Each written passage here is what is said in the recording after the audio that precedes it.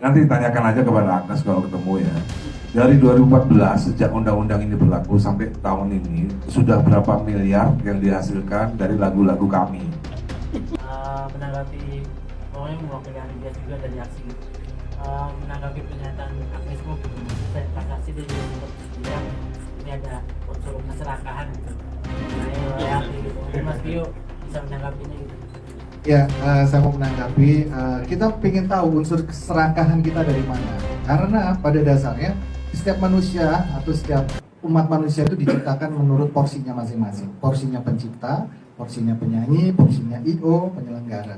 Dan mereka mendapatkan porsi masing-masing. Nah, selama ini kami tidak mendapatkan, para pencipta lagu ini tidak mendapatkan porsinya, tidak mendapatkan hak yang sewajarnya.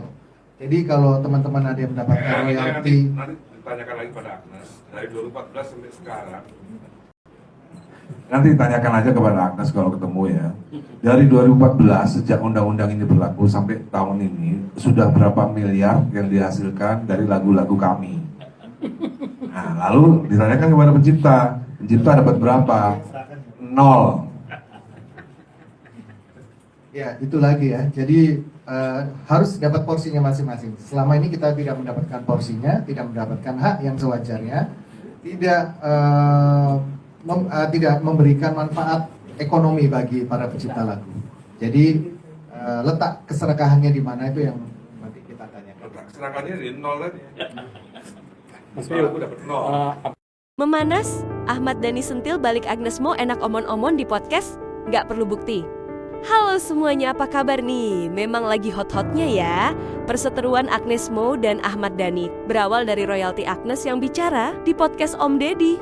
Betapa kagetnya netizen, Agnes yang sebut kalau dulu memang ada Ahmad Dhani hubungin Agnes, tapi bukan masalah royalti, namun masalah agar mau membuat Viti mendukungnya sebagai parpol di DPR. Lantas Agnes menolak itu. Dan kini masalah royalti Agnes terus bergulir. Ahmad Dhani dan Piyu adalah musisi dan komposer yang memang memperjuangkan hak-hak pencipta lagu yang selama ini tidak dianggap. Lantas Agnes Mo berargumen dengan segala pengetahuan dan pembelaannya dan menitipkan pesan kalau jangan serakah terhadap kasus royalti. Tentu saja ini mengundang percikan amarah Ahmad Dhani dan menegaskan siapa sekarang yang serakah, pencipta atau lagu para penyanyi yang sudah mengumpulkan uang miliaran dari para pencipta, sementara penciptanya 0 alias tak dapat apa-apa. Nanti tanyakan aja kepada Agnes kalau ketemu ya. Dari 2014 sejak undang-undang ini berlaku sampai tahun ini sudah berapa miliar yang dihasilkan dari lagu-lagu kami? Nah, lalu ditanyakan kepada pencipta. Pencipta dapat berapa? 0.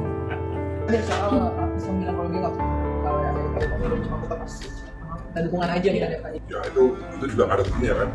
Ya kan kalau ngomong di pengadilan kan enak ada buktinya nih gitu. Jadi ya menurut saya itu omong-omong aja, semuanya omong aja.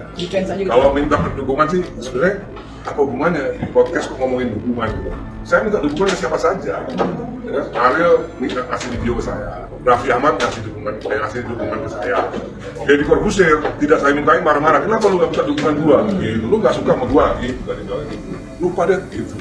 Sama teman biasa ada dukungan biasa. Nggak perlu diomongin juga sebenarnya gitu. Tapi untungnya apa sekarang video? Coba kalau bikin video, pasti tuh kan, pilih kan, pasti gara-gara video saya. Ya kan?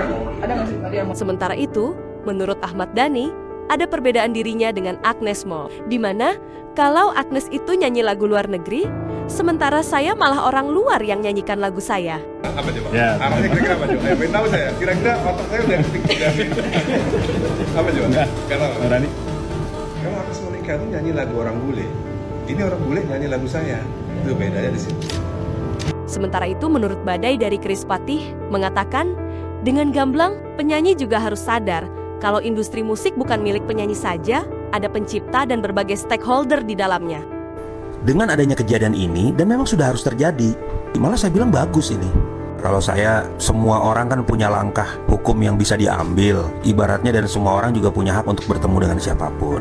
Ya silahkan aja, nggak apa-apa. Kalau saya sih menurut saya bagus. Dengan kejadian ini kan penyanyi sadar bahwa industri ini bukan milik penyanyi doang.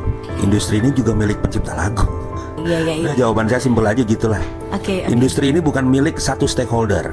Harus diingat bahwa semuanya punya komposisi yang pas di industri ini. Mau itu penata rekam, mau itu operator, mau itu kru, mau itu home band, pencipta lagu, penyanyi dan sebagainya. Kita nih semua harus hidup dari oksigen yang sama.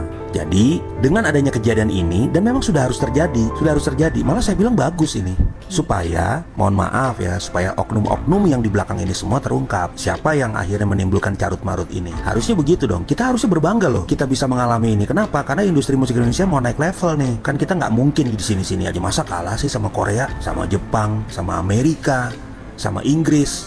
Bahkan Sting itu berhasil menang atas Puff Daddy loh dengan Every Breath You Take. Dan Puff Daddy itu harus bayar sekian puluh juta dolar setiap hari karena nggak ada izin membawakan lagu itu. Masa di Indonesia mau gini-gini aja?